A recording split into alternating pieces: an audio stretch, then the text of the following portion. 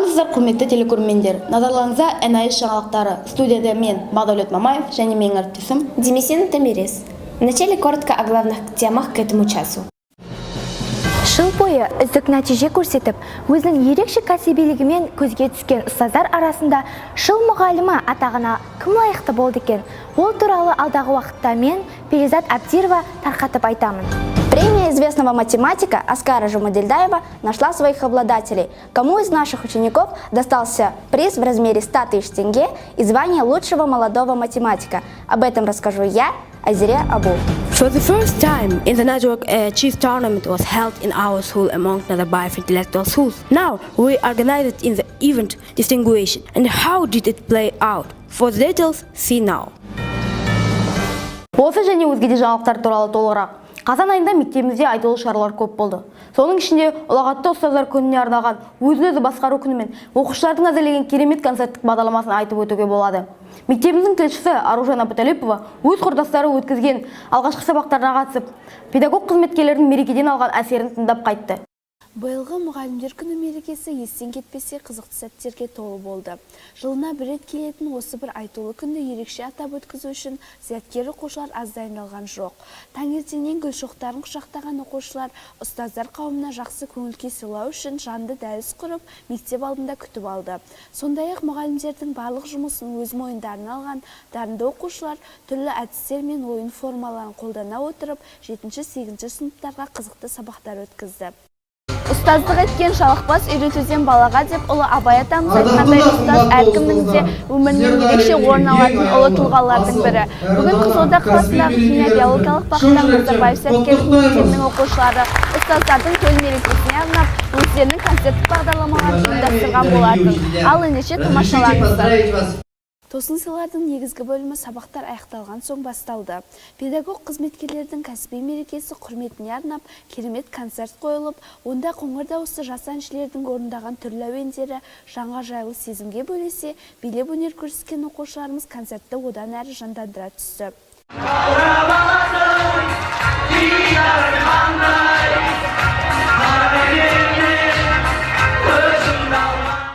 Қызықты номерлер арасында жыл ішінде кәсіби шеберлігімен көзге түсіп, үздік танылған ұстаздарды марапаттау рәсімі жүрді.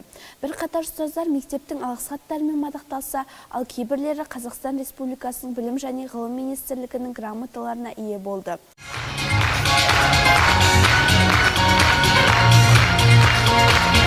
Жалпы алғанда мұғалімдер күні көпшіліктің көңілінде мектеп өміріндегі жарқын да қызықты күндердің бірі болып сақталып қалды. Аружан Абуталипова, Абылайхан Әшім, мектепшілік NIS телеарнасы. Сразу 4 учителя и 1 учащийся нашей школы признаны победителями конкурса на премию Аскара Жумадельдаева, организованной среди молодых ученых города и области. Каждый из них получил денежные награды в размере 100 тысяч тенге и самое главное звание лучшего молодого математика области. Подробности в материале нашего корреспондента Азире Абу. Для ученицы 12 класса Акрике Шакирбай математика не просто предмет. Победительница международной олимпиады. Она на протяжении многих лет показывает высокие математические знания. Мечтает получить специальность педагога и преподавать математику на английском языке. Елбасымыз жастарға айтқан сөзінде бұл заман білекке емес, білімге сенетін заман деген еді. Яғни 21 ғасыр білім мен ғылымның ғасыры десек, біз жастар осы сөздің шындығын сезініп, білім мен бәсекеге түсуге қабілетті болуымыз керек. Және дарынды оқушыларды Аскар Жумадельдаев ағамыз секілді биік белестерді бағындыруға шақырамын. Акирке не единственная, кто стал обладателем премии известного академика Национальной академии наук Республики Казахстан, доктора физико-математических наук, профессора Аскара Жумадельдаева. За звание лучшего молодого математика боролись свыше 80 школьников, студентов и преподавателей области. Но только 20 из них были признаны победителями, среди которых 4 учителя-предметника интеллектуальной школы города Кызылорда: Расулан Сапарбаев, Нурбол Акбаев, Канат Калжанов и Мухтар Бегайдаров. У каждого имеются высокие достижения в профессиональной деятельности. Кто-то подготовил не один десяток победителей международных олимпиад, другие выпустили сборники математических заданий и пособия по предмету. Получение денежных премий в размере 100 тысяч тенге из рук самого корифея математики Аскар Жумадельдаев надолго запомнится в памяти всех награжденных. Стоит отметить, конкурс на премию Аскара Жумадельдаева проводится уже второй год подряд. Цель мероприятия – выявление достижений в области математики. поощрения и продвижения талантливой молодежи, добившихся высоких результатов в этой области, а также создание базы данных молодых математиков. Азирия Абу, корреспондент школьного телевидения. Бүкіл әлемге әйгілі математик Асқар Жұмаділдаевтың қолынан сыйлық алумен қатар мектебінің педагог қызметкерлері мен оқушылары атақты жаңамен бетпе-бет тілдесу мүмкіндігі туды. Мектебіміздің қабырғасында өткен Асқар ағамен кездесу барысында сапалы білім берудің аспекттері де талқыға салынды. Асқар Серқұлұлы Жұмаділдаев Қызылорда облысының тумасы. Ломоносов атындағы Мәскеу мемлекеттік университетін және оның аспирантурасын тамамдаған. Еңбек жолын Қазақстанның ғылым академиясының математика институтында кіші ғылыми қызметкер болып бастады. Кейін зертхана меңгерушісі болып еңбек етті. 1995-2002 жылдар аралығында Еуропаның университеттері мен көптеген ғылыми орталықтарында жұмыс істеді. Физика-математика ғылымының докторы. Қазақстан Республикасының ұлттық ғылым академиясының академигі дәрежесіне жетті. Оқушыларға және мектеп қызметкерлеріне осындай зиялы тұлғамен бетпе-бет сөйлесу өте қызық болды. Біздің балалардың деңгейі өте жоғары негізінде. Әсіресе мына математика физика жағынан біздің балалар өте жоғары. Мына конкурсқа, тестқа түсетін болса, біздің балалар ылғи тілін білмеуі мүмкін, тарихын білмеуі мүмкін. Бірақ анау математика, физика, химия ғылымдардан озып шығады да ылғи түсе береді тез келгенше. Сондықтан қазақта үйренде жиренетін сөз бар. Шетелге барамын десе оған үлкен жаңағы кедергі содан қажеті жоқ. Бірақ менің байқауымша соңғы кезде көріп жүрміз ғой бәрінде. Мен үшін жаңағы нақты нәтиже дұрыс. Нақты нәтиже келетін болсаңыз, Американы бітіріп келген, бірақ онша деңгейі төмен ондайды көп көріп жүр. Мұнан соң бүкіл әлемге әйгілі математик республикалық олимпиадаларда өзі шығарған бірнеше математикалық есептерді көрсетті. Тапсырмалардың қиындығына қарамастан, зияткер оқушылар берілген есептердің шешімін тез таба алды. Кездесу соңында мектеп мұғалімдері құрметті мейманға болашақта оқушыларға дәріс оқуды, немесе онлайн конференция өткізуді ұсынды. Ал Асқар Серқұлұлы мектеп ұжымына өз ризашылығын білдіріп, оқушылармен тағы да кездесуге дайын екендігін айтты. Мерей Сембай, мектепшілік телеарнаның тілшісі. Продолжаем наш выпуск. Недавно в городе прошел форум социального добра, направленный на изучение влияния новых технологий на процессы развития в Казахстане. Изобретатели Назарбаев интеллектуальной школы представили 3 проекта, получившие высокую оценку экспертов в области химии и экономики. Форум социального добра, организованный программой развития ООН совместно с программой добровольцев ООН, проходит в Казахстане в 4-й раз. В этом году он был посвящен тому, как инновации и технологии помогают обществу участвовать в экономическом и социальном развитии страны. На форуме собрались национальные партнеры, инноваторы Кызылординской области. Свои ноу-хау представили и юные изобретатели нашей школы. Проект девятиклассника Махсата Карлыхана направлен на повышение выхода биогаза посредством использования анаэробных и кислотных бактерий, выращиванием которых он занимается вот уже более 2 лет. Молодой химик считает способ получения метана из биомассы самым производительным на сегодня. То есть мы берем навоз, ложим его в первый резервуар нашей установки, который называется метантенка, и он там бродит под действием определенных бактерий. И под действием брожения выделяется газ, который называется биогазом. Мы пропускаем его во второй резервуар, где содержится вода. Он там фильтруется от всяких примесей, таких как углекислый газ или же оксид серы. И на выходе мы получаем чистый метан, который скапливается в 3-м резервуаре. И в 3-м резервуаре мы можем взять его и сжечь, то есть использовать в своих нуждах. Довольно интересный проект представили ученицы 12 класса Нуржана Бакулова и Анар Батантай. Они изучили наиболее эффективные способы размножения растений и пришли к выводу, что микроклонирование зеленых насаждений сможет решить экологические проблемы Кызылординского региона, а также превратить город в зеленый пояс довольно за короткий срок. Экология ахуалдың өсімдіктер мен жануарларға, яғни биологиялық түрлерге тигізіп жатқан зияны зардаптары көп. Сол себептен біз биотехнология курсында осы тақырыпты алуды жөн көрдік. Себебі микроклонды көбейту өсімдіктерді сау және вируссыз ортада өсіріп шығарады. Өсімдіктерді микроклондау кезінде қоректік ортаны пайдаландық, яғни моро-8 көкі қоректік ортасын пайдаландық. Біз витаминдер, макро және микроэлементтер, сонымен қатар сахароза, агар-агар қостық. 5-6 аптадан кейін біз оның нәтижесін көре аламыз. А вот 12-классница Акмарал Бесенова предлагает получить ароматизаторы и биологические соединения, входящие в состав некоторых медицинских препаратов, всего за 5 минут. При этом можно использовать обычную микроволновую печь. которое и будет способствовать активации реакции соединения. Все проекты детей были высоко оценены экспертами форума. Некоторые из них даже пообещали оказать содействие в дальнейшей реализации проектов школьников. Кенисбек Аружан, корреспондент школьного телевидения. The best teacher in 2015 was awarded to Kazakh language and the literature teacher Jadra Ajibaieva. Teachers of Nazarbayev Intellectual School in Kızılorda participated in the regional stage of NIS creative competition. This year, 5 educators were involved, teachers of Kazakh language, mathematics, biology, chemistry, and geography. All contestants are highly qualified teachers. Each of them has his or her own teaching methods, different forms of work, experience, and achievements in teaching. On the first day of the contest, participants presented their personal exhibition of achievements and creativity under them My Pedagogical Creed.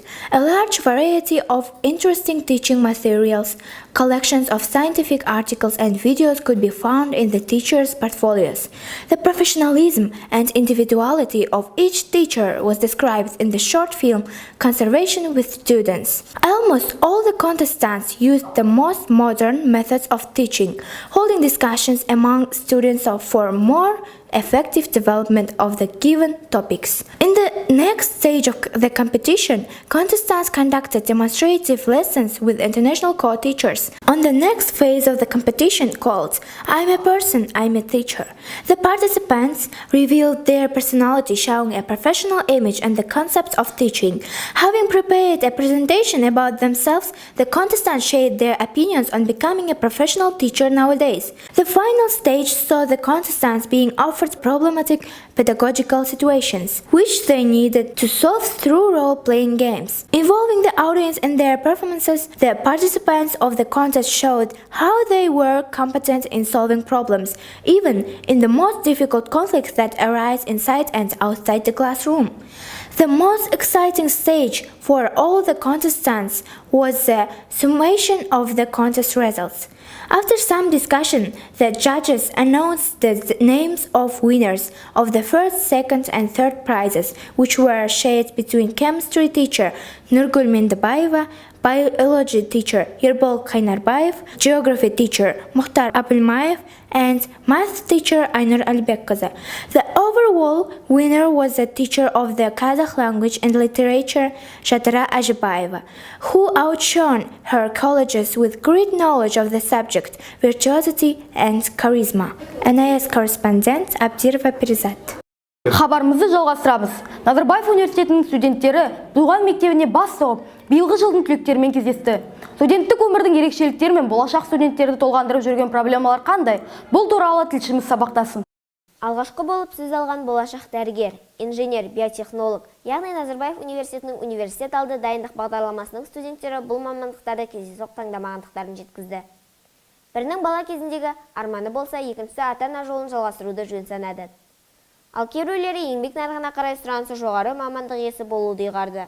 Бізде сабақ тек қана ағылшынша болатындықтан, бізде ағылшынша кейбір тыңдау да қиын болып жатыр, сөйлеу де сәл қиыншылықтар болып жатыр.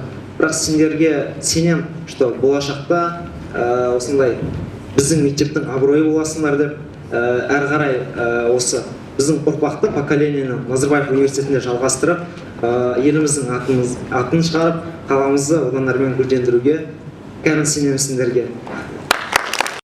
Мұнан соң Назарбаев университетінің ғылым және технология мектебінің бакалавриат бағдарламасы бойынша білім алып жатқан мектебіміздің 2015 жылдың түлектері оқушылар алдында баяндама жасап, жоғары оқу орындағы білім беру жүйесі, профессорлар құрамы мен университеттегі өмір, өткізілетін емтихандар және тағы басқа да ерекшеліктер жайында ақпарат берді.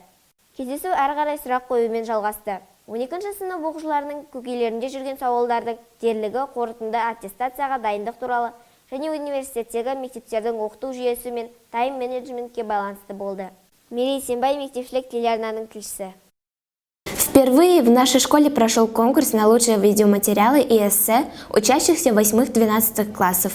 По итогам социальных практик «Возьми ребенка на работу» и 10 дней на предприятии у родителей. Очередной «Умный четверг» в школе был посвящен чествованию победителей и призеров данного конкурса. Сетевую однодневную практику «Возьми ребенка на работу», направленная на формирование трудовых навыков у детей, в этом году прошли 297 учащихся 7 и 8 классов. 37 из них трудились в крупных организациях, 221 на объектах среднего уровня и 37 учащихся работали в малых предприятиях.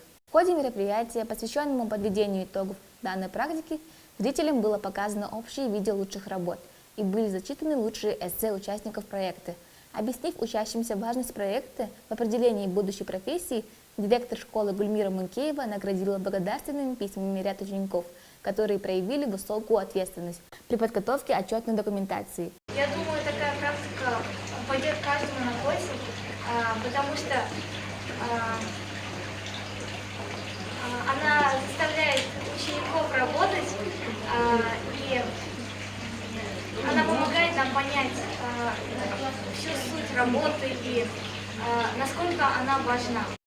Хорошим подспорьем при выборе учащимися своей будущей специальности служит еще один проект – 10 дней на предприятии у родителей. Этим летом 297 учащихся 9 и 11 классов посетили объекты сфер образования, здравоохранения, строительства и так далее.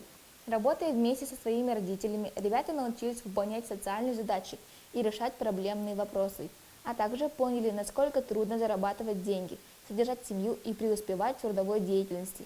На чествовании призеров и победителей конкурса, посвященного подведению итогов данной практики, зрителям было показано лучшие видеофильмы детей и были зачитаны лучшие эссе участников проекта. По итогам голосования членов администрации школы обладателями дипломов за лучшее видео стал Ермахан Жанырке и Сандыбай Асель, а номинация «Лучшее эссе» была присуждена Айсултану Садыбеку. Этим летом я проходила практику 10 дней на предприятии у родителей. Я провела его в областном медицинском центре в отделении кардиологии 1. Я помогала маме ставить уколы, транспортировала биксы из одного этажа в другой, раздавала медикаменты, а также снимала на ЭКГ. Я считаю, что эта практика принесла мне очень много пользы, так как это может понадобиться в будущем. Аружан Кинеспек, корреспондент школьного телевидения. For the celebration of the Day of Language of the people of Kazakhstan, there passed week a trilingual celebration. Various activities were organized for the purpose of studying the Russian, Kazakh and English languages. Opening of the week began with the prologue. The main idea was to show the international attitude of the people of Kazakhstan to people of the world and their languages. Pupils showed respect for different languages and showed desire and aspiration for studying of the culture and the languages of other people. Throughout the day, students took part in intellectual activities in various designated areas in different parts of the school. Pupils actively took part in all games and showed knowledge of the Russian, Kazakh and the English languages. In the following days, children needed to create the drawing showing unity, friendship of the people and languages of Kazakhstan, and to carry out protection of drawings in 3 languages. Another entertaining competition, Tili Басқа тілегі бір, жүзі басқа жүрегі бір, was held among international staff, local staff and subject areas experts. Contestants competed in 3 rounds, showing their ability to sing on a word sound, calling out its definition in different languages. On the ceremony closing of the Week of Language, a theatrical performance in which pupils in an image of writers showed their love of language was presented. The performance included dances of the people of Russia, Kazakhstan, Asia and Europe. Timi Sindamiris, NIS TV correspondent. Тілдер апталығына ерекше белсенділігімен көзге түсіп, үздік нәтиже көрсеткен шаңырақтар үлкен сый-сияпатқа ие болды. Өзгелерден озып шыққан ITKB шаңырағы Қорқыт Ата кесенесінің мәдени құндылықтарымен танысу мүмкіндігіне ие болды. Өрнектелген мүсіндер жақын арада орналасып, оюлармен әсемделген тамхана мен Қорқыт Ата мұражайы оқушыларды таңғалдырмай қоймады. Қорқыт Ата кесенесінің мәдени құндылықтары оқушылардың көзіне оттай басылып, өзіне еліктіріп, бір қоя берді. Салқын желде Қорқыт Ата кесенесінің тамашалығына тамсанып, түрлі тарихи деректерді ойларына түртіп алды. Әсіресе қобыздың қоңыр даусы келушілердің жанына шағын болып, өзінен бір қадам алысқа жібермеді. Қасында орналасқан пирамида ішіне қарай өтіп, тілек тілеген оқушылар тағы да бір қызықты тарихи дүниемен танысты. Мұнан соң мектебіміздің оқушылары жалпы білім беретін өзге мектеп оқушыларымен бірге өзара пікір алмасып, Қызылорда өңірінің туризм саласын қалай дамытуға болатыны жайында сурет салу байқауы мен мәнерлеп оқу сайыстары арқылы өз ойларын жеткізуге тырысты. Негізінен бұл сапардың естен кетпес қызықты сәттері көп болды. Бұрын-соңды көрмеген қазақ жерінің мәдени мұралары барша жиылған жастарды таң қалдырып, ерекше әсер қалдырды. Ең бастысы, осындай киелі жерлері бар Қызылорда облысын туризм аймағына айналдыруға толық мүмкіндігі бар екенін көзбен көріп қайтты. Аружан Жомарт, ITK шаңырағының оқушысы. В целях адаптации учащихся 7 классов в школе прошел психологический тренинг на снятие у детей напряжения и беспокойства перед суммативными работами. Не секрет, что для многих детей даже обычные четвертные экзамены становятся настоящим стрессом. Чтобы избежать напряжения и беспокойства перед предстоящими суммативными работами, психологическая служба школы организовала среди учащихся 7 классов развлекательный тренинг. В самом начале тренинговой программы ученики как звезды прошли по красной дорожке, потом заняли свои места в спортивном зале и получили первые задания, которые их ждали на разных станциях по школе. В зоне библиотеки дети должны были проявить внимательность и угадать в предложенном наборе букв четверостишие о ценностях получения образования на протяжении всей жизни. А посетив танцевальную терапию, ребята смогли укрепить дружелюбные отношения друг к другу. В кабинете самопознания ребята, беседуя в группе, еще раз обсудили важность академической честности во время выполнения суммативных заданий. После ребята в командах выполняли физические задания, показывая свою сплоченность в разрешении некоторых вопросов. Психологами нашей школы был проведен интершкольный тренинг для адаптации 7 класса. В тренинге были охвачены все ученики 7 класса. Этот тренинг был проведен специально для укрепления взаимоотношений учащихся внутри класса и между классами, а также для повышения активности и для снятия тревожности перед внутренними суммативными оцениваниями. Мирей Сембай, корреспондент школьного телевидения. И в завершение о спорте. 22-23 октября на базе нашей школы прошел сетевой турнир по шахматам среди всех Назарбаев интеллектуальных школ страны. Подробности в материале наших корреспондентов. Открытие турнира началось с театрализованного представления и было приурочено к 550-летию казахского ханства. Учащиеся школы в виде живых пешек устроили шахматный бой между джунгарами и казахами, дав возможность зрителям еще раз окунуться в мир истории. После торжественного парада всех участников с поздравительной речью перед собравшимися выступил старший менеджер Департамента образовательных программ АО Назарбаев интеллектуальной школы Нуркешев Тимур Сейткажиевич, который отметил основные цели проведения данного турнира и пожелал командам удачи в предстоящих играх. Мы организовываем это впервые. Теперь с этого года будет планироваться ежегодное проведение этого турнира. Тур проходит 2 дня. Сегодня первый день. Первый день планируется 5 туров и во второй день 4 тура.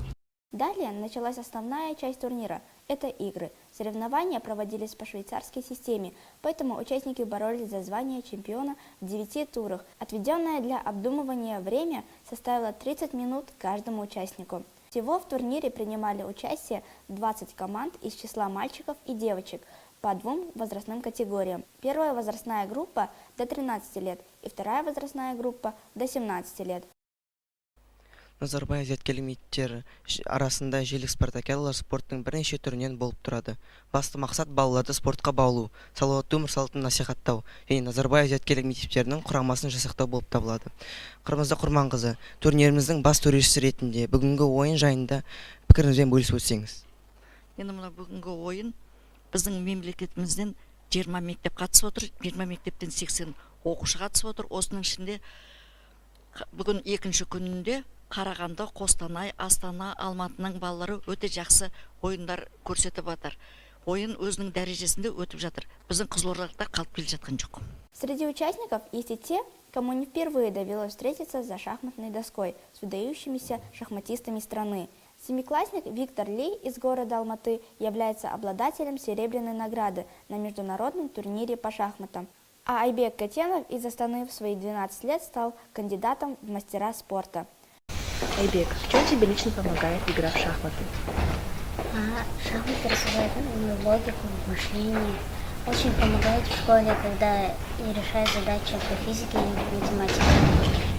С каких лет ты начал увлекаться шахматами и почему ты выбрал именно эту игру? Шахматами я начал увлекаться с 7 лет и начал играть, потому что у меня есть друг, из-за которого я начал играть. Помимо турнирных игр, у ребят была запланирована ознакомительная экскурсия по городу. Гости посетили археологический музей КГУ имени Коркут-Ата, Ледовый дворец, теннисный корт и спортивно-оздоровительный комплекс «Арай». Айзерия Абу, корреспондент школьного телевидения. Это были все новости к этому часу. Келесі кездескенше аман сау болыңыздар.